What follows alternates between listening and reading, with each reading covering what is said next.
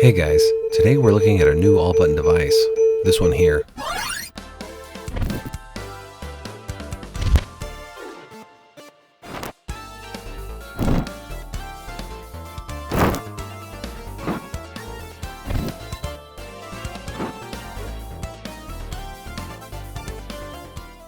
This is the FK2 from longtime mechanical keyboard company Varmilo. Out of the box we see it's been packaged nicely in a handy little carrying case. Inside that we've got a USB-A to C cable, a tool for opening the main body, and a switch puller. The case is very nice and contours to the device well to safely take it along to your locals. Now the Varmilo FK2 is a 14-button device, and each one has a black cap and then are surrounded by some integrated little rims. Really, the buttons are one of its most exciting features, but more on that here in just a minute. The first bite is with the eye, and it has a higher end aesthetic. It comes with plenty of palm space, and then also has this beveled edge which runs the entire way around the device. Turning it over in the hands, it's got a nice grippy bottom so it won't be sliding around in your lap. The USB-C cable plugs in here, and then a user can run it straight out of the back or put it in these little channels to stub it out on the right or the left. Not essential, but a nice touch all the same. And speaking of nice touches, there is also a tournament lockout switch alongside the aux buttons in the top left area. The included case really pushes the idea that you'll be traveling with this controller, so a lockout switch is a handy inclusion to save yourself from accidental DQs at your locals.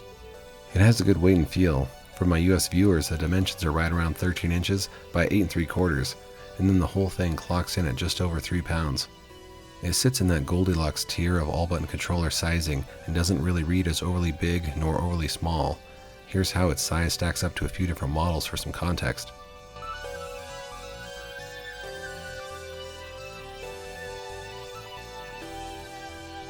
Now regarding these buttons, the Varmilo FK2 uses the same size button caps throughout, paired with these newer cherry multi-point silver switches. I'd say that at a touch the buttons feel closest to something in that linear switch variety, but they are definitely their own thing. They are inductive buttons which allow for rapid trigger capabilities. With more conventional buttons, a released button press had to rise to a certain position before the input was turned off, but these are a bit different. There is actually a metal actuator inside to make the MX multi-point analog. This is fairly new tech, and that actuator disturbs the magnetic field created by the coil on the PCB, which is then measured to read out exactly how far the switch has been pressed. 2025 promises flying cars, but maybe this is just as good. But they took things even further, and with their software, a user can dial in exact specifications using the web driver on the Varmilo site. Just plug it in, and you can set the button to actuate at a certain point, and then you can also set the release distance for the way back. Do it on just a single button, or vary everyone on there. Plus, if you like super light taps, you can achieve that and make your device almost like a touchscreen. Very innovative, and definitely worth some experimentation to find out what works best for you and how you like to play. I'd say this was one of the biggest selling points of this controller. However, the drawback is that there are fewer options for replacement switches compared to the usual fight stick fare. But if you're used to cherry MX Speed Silvers or Reds, then the feel of these aren't too far off from those in my opinion. The bigger difference is probably the shallower press, since the entire triggering travel is only 1.5 millimeters. It's hard to give context for a video, but this is what they sound like.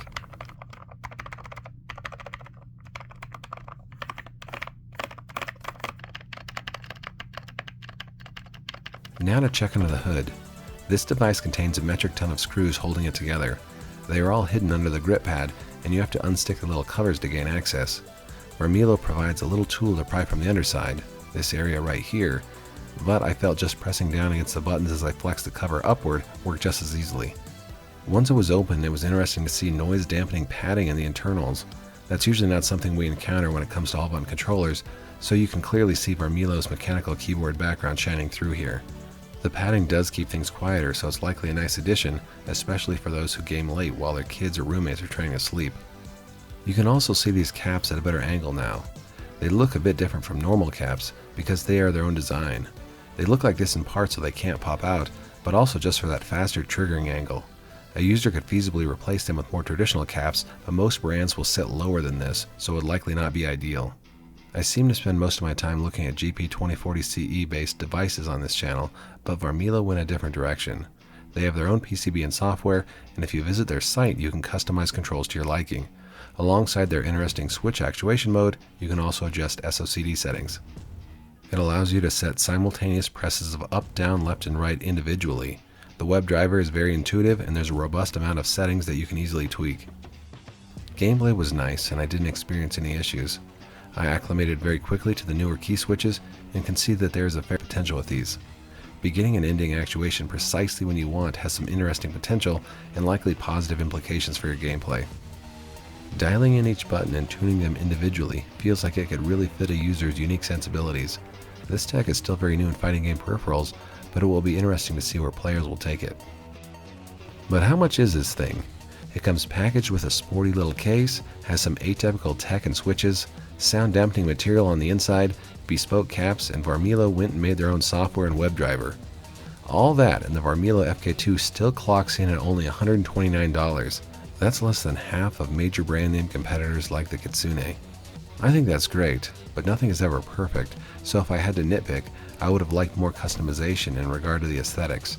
It comes in black as you see here if you want business casual, and then for the more adventurous, there is a pink Sakura version and a blue Sea Melody iteration.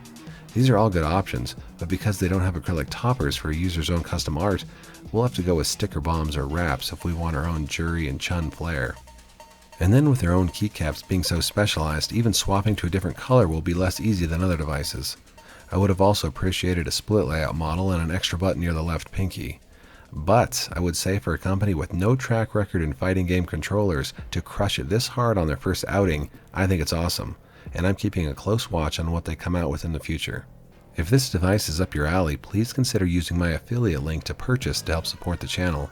Varmilo sent me one of these for review, but I actually went out and purchased a second device for one of you guys. I guess to celebrate 10k subs, but mostly just to get more cool controllers into the hands of more players. I wanted to wrap this video up with a quick giveaway.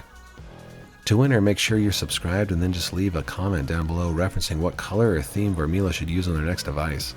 We'll give them some market research from the die-hard controller enthusiasts in the FGC, you guys. I'll pick one random person a week from today. Full rules in the description. Anyway, big thanks to Varmilo for the controller, and if you're still here at the end, thank you so much for watching. I really appreciate it. Support your locals, and I'll see you next time.